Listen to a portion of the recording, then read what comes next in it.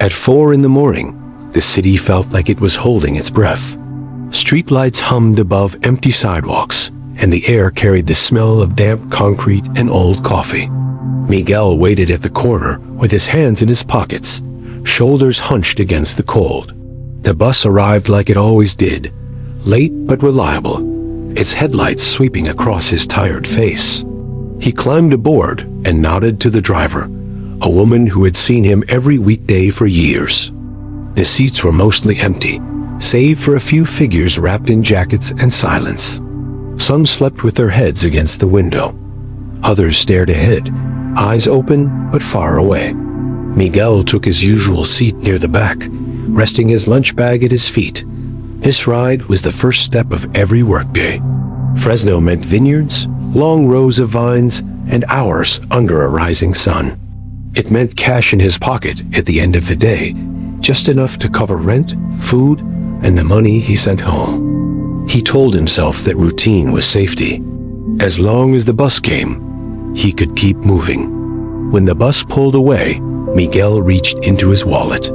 Behind his ID and a faded photo of his parents was the folded paper.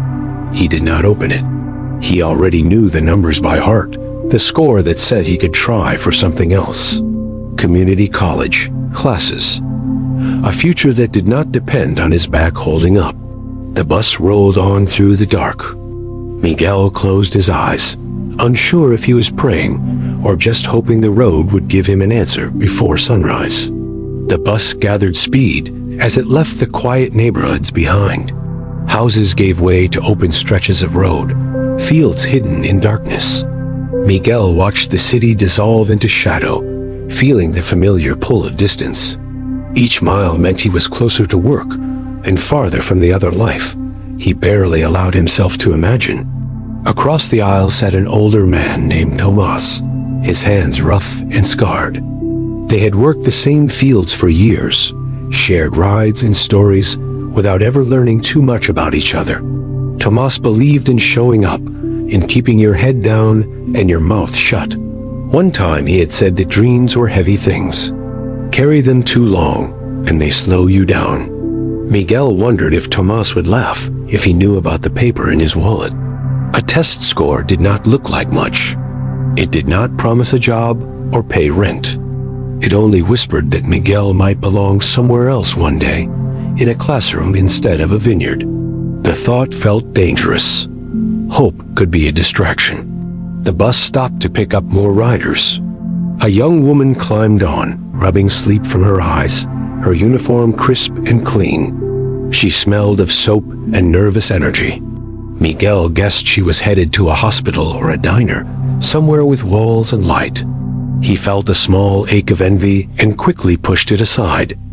As the bus moved again, Miguel imagined the vineyard waking up, the dirt under his boots, the weight of the shears, the steady rhythm that made hours disappear. Work would silence his thoughts. But the paper stayed folded, pressing against his leg like a quiet reminder that this day was different, whether he was ready or not.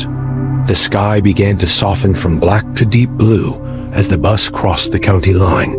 Miguel opened his eyes and noticed the change right away. Dawn always felt like a promise, but also a warning. Once the sun rose, choices became harder to avoid. He shifted in his seat and finally unfolded the paper in his wallet.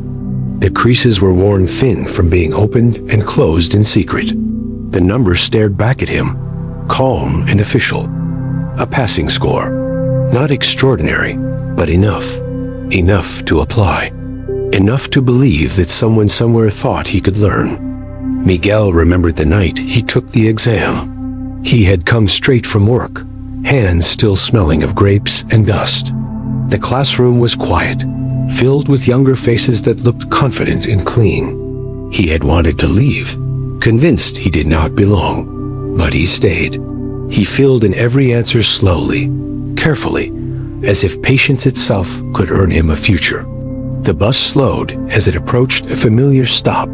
This was where most of the workers got off. From here, trucks would take them to the fields.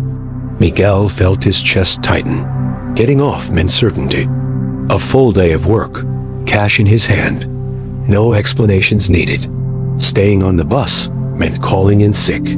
It meant walking into an admissions office later that morning, asking questions he had never asked out loud. It meant risking disappointment, maybe even failure. The bus doors opened with a hiss. Tomas stood and nodded to Miguel, expecting him to follow. Miguel stayed seated. The doors closed. The bus moved forward. His hands trembled, but for the first time, he did not fold the paper away. The bus felt different with fewer passengers. The silence grew wider, filled only by the hum of the engine and the soft rattle of loose coins in the fare box. Miguel watched the empty seats and felt as if he were carrying the weight of all the ones he had chosen not to take. Outside, the fields appeared as the sun finally broke free of the horizon. Rows of vines stretched endlessly, dark green against the pale morning light. This was the world he knew, honest and unforgiving. Each vine was proof of work that never asked questions, only demanded effort. Miguel pressed his forehead to the cool glass.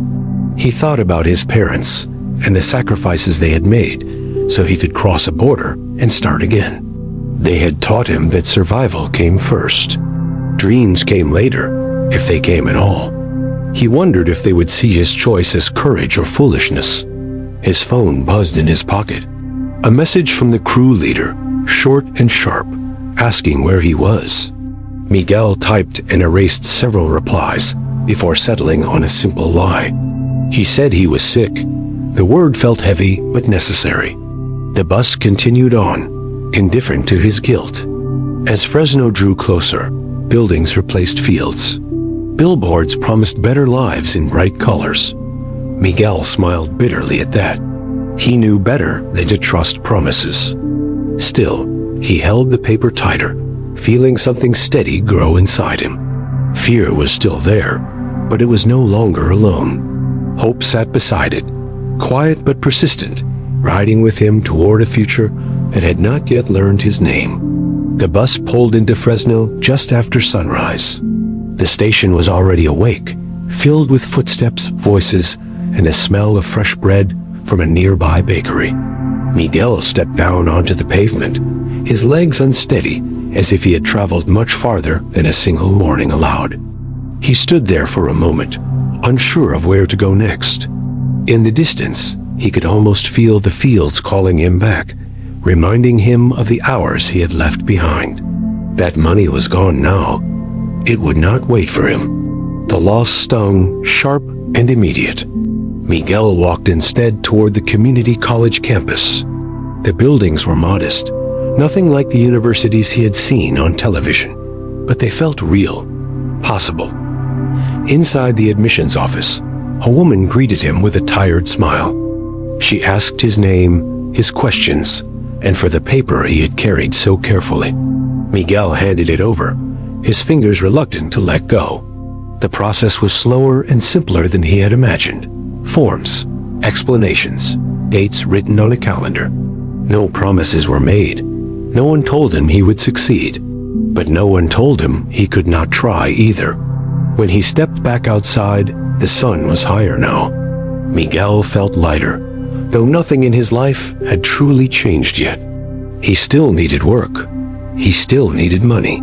But he had made a choice that belonged only to him. As he waited for the bus back, Miguel folded the paper once more and placed it in his wallet. It was no longer a secret. It was a beginning.